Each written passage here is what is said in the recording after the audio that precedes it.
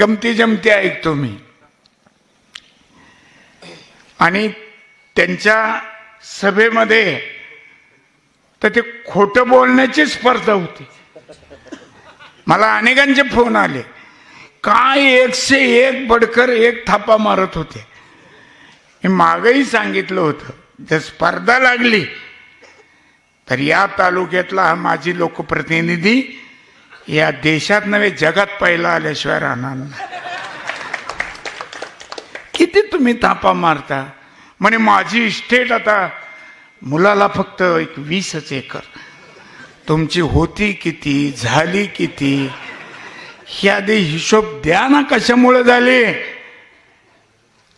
असे काय तुम्ही फार मोठे उद्योग केले म्हणून एवढी जमा झाली. आणि आज सांगताय, मलाही बरं वाटलं, द्यायला लागले ना, बरं झालं. एक उदाहरण होतं, चांगलं झालं. एकानं घोडं चोरून आणलं होतं.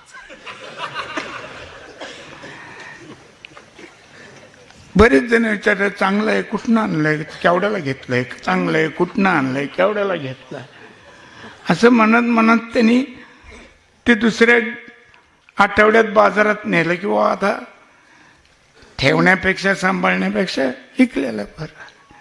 हा कुठंतरी जेवायला जाईपर्यंत ते घोडं चोरीला दुसऱ्याने नेलं. ह्याच्या बरोबरची माणसं आली, हा घोडं कुठं आहे, विकलं की म्हणले. केवढ्याला विकलं? जेवढ्याला घेतलं तेवढ्याला विकलं. असा प्रकार आता ह्या बोलण्यातनं मला दिसतोय. अरे काय बोलावं म्हणे, माझे आता इस्टेट उधळतो. बरोबर आहे, जशी आली तशी जाईल, त्याला कोण काय करणार. मी सुद्धा 40, आज मला म्हणताना 40 वर्ष म्हणतात, पण मी 1975 सालापासून सक्रिय राजकारणात आहे. किती आता मला वाटतं 51वं वर्ष या राजकारणातलं. म्हणजे माझं वय 51 धरायचं, लक्षात ठेवा. उगाच आता माझ्या विरुद्ध बी असा प्रचार असतो, सोपल साहेबाचं काय आता म्हातारं झालंय.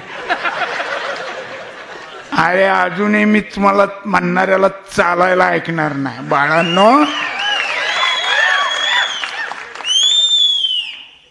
म्हणून म्हणलं म्हातारा नाही झालो, अनुभवी झालोय. हे असलेच टक्के टोनपे खात खात 51 वर्ष राजकारणातलं चालू आहे.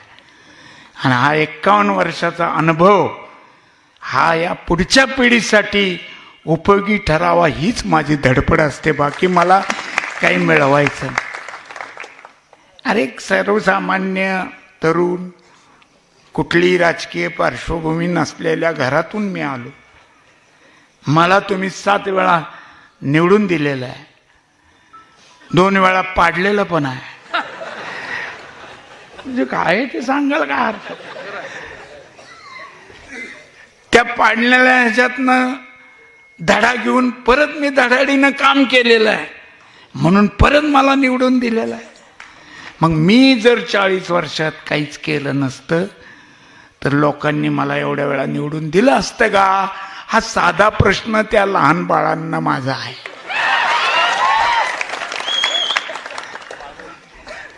तुम्हाला 2दा निवडून दिलं तर लोक पटकन शहाणी झाली.